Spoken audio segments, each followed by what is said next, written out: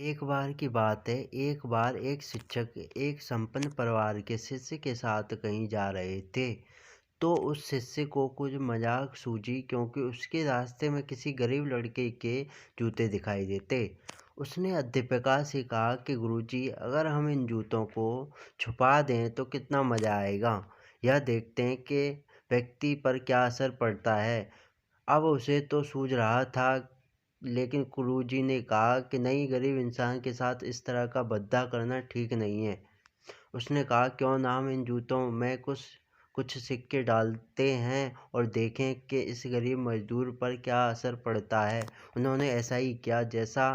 जैसे मजदूर अपना काम करके लौटाया और उसने एक पाँव अपने जूते में डाला, तो उसे कुछ सख्त सा एहसास हुआ।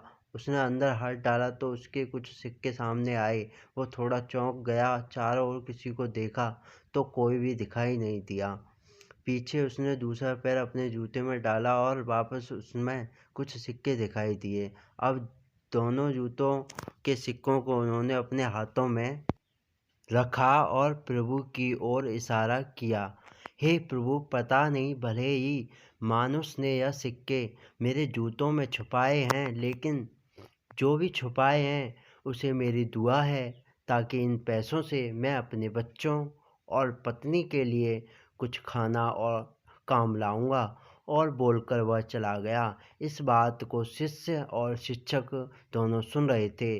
अब शिक्षक ने शिष्य से पूछा कि अब मुझे बताता है कि शिष्य कैसा महसूस करता है, तुम्हारा मजाक या मेरा यह तरीका। दिल को छू लेने वाली कहानी। हिंदी में मतलब तो उसने कहा कि गुरुजी, मैं आपसे क्षमा चाहता हूँ। अब मुझे समझ आ गया कि सच्ची खुशी किस चीज़ में होती है।